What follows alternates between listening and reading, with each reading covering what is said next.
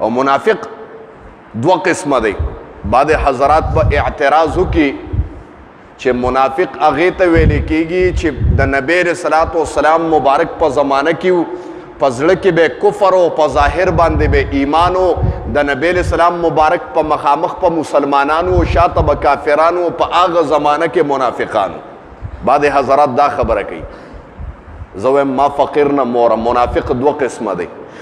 دا خبره ذهن ته واچوې د ما محترمو څوک در باندې اعتراض ونه کي. منافق دو قسمه دی. ذخیرۃ الجنان فی فهم القرآن کې علامہ سرفراز خان صفدر سے لیکلی دی ومن الناس من يقول آمنا بالله وباليوم الآخر وما هم بمؤمنین. یت لاندې لیکلی دی چې منافق دو قسمه دی.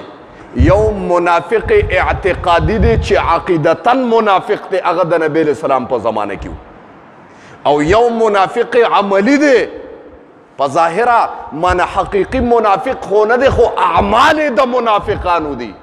نو منافق عملی په دې زمانه کې مشته. نو د هغې درې صفات نبی علیہ السلام ذکر کړي دي. اوس چې دا درې صفات چا کې ښکاره شو پوه دا منافق عملی دی په دې زمانه کې. او د هغې باره کې قرآن کې بیا الله فرمایي وی ان المنافقین فی الدرک الاسفل من النار. الله فرمایي د ټولو نه ښکته مرتبه په جهنم کې او د ټولو نه ورته نږدې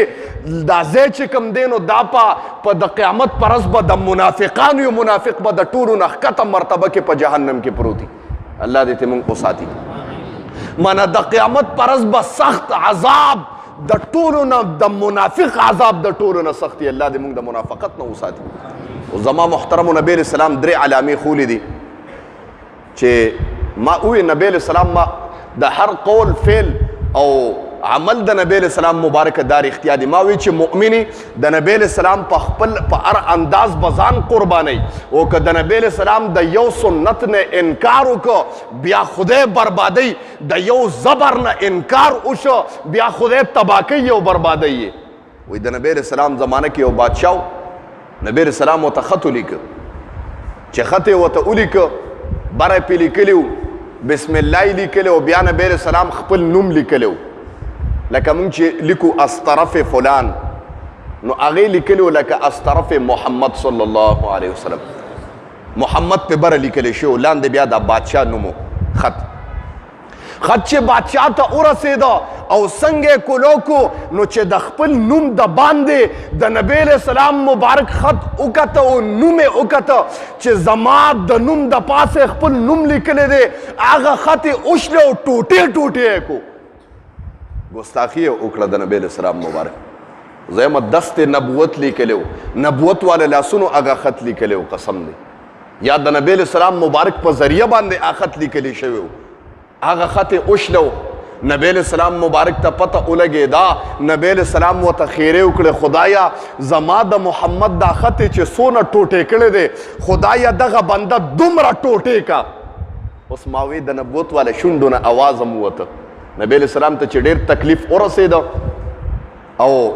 د عربو نه د طایف د خلکو نه چې نبی علیہ السلام مبارک پسې ماشومان ورپسې کړه او په لوټو په کاڼو یې وویشته لکه یو لیونی چې انسان په مخه کړي او ماشومان ورپسې الو بو چغې اوباسي ګزارونه هم پې کوي تر دې چې د نبی علیہ الصلاة والسلام مبارک پڼې مبارکې د وینو نه ډکې شوې او داسې چکړ وینه وه چې د نبی علیہ الصلاة والسلام مبارک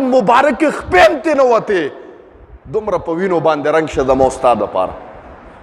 او موږ ته قسم دی زه اکثر بار خبره کوم موږ ته ځان بد ښکاري بیا د پیغمبر سنتو پسې خندا کوو. زه وایم په کوم سنتو باندې چې ستا عمل راغی رب وایي دا زما د نظر د لاندې رالی. یو سړی په قرآن او حدیث عمل کوي د خدای د نظر لاندې راغی. نو خبره مې دې پورې کوله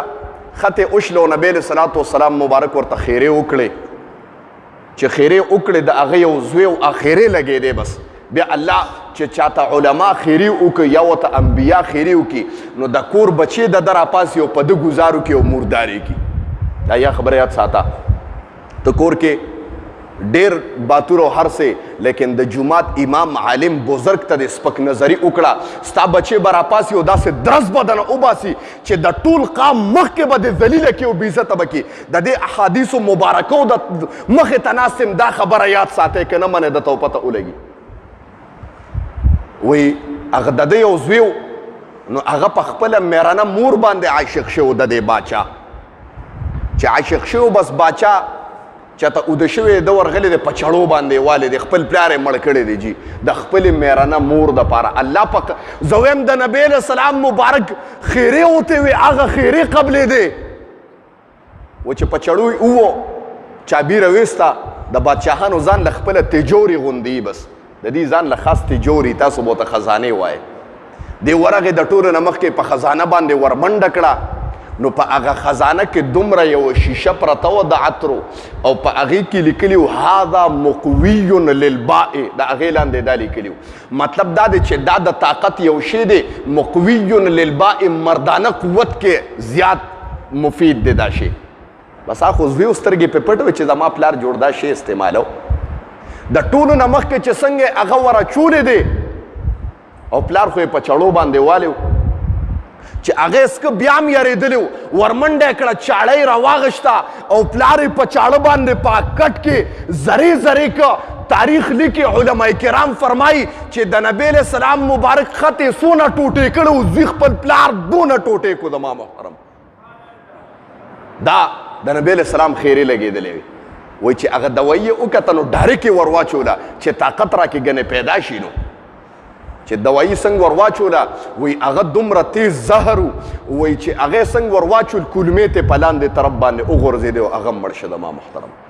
دا د نبی علیه السلام خیرې لګېدې هغه وی راشه باچا ډېر زیات هوښیار و که نه هغه وی چې ما څوک مړ کړي د ټولو نه مخکې به دا شی اچوي ځکه زما ټولې ښځې او وینځې به هغه ته پاتې کېږي نو د ټول نه مخکې به د طاقت په دا شي باندې ورمنډه کوي نو باچا هوښیار په هغې کې زهر اچولی نو هغه هم خدای غرق کو ټول خاندان هم وله الله تبه و برباد کړه زما محترم رسول سلام علیکا یا حبیب سلام علیکا سلام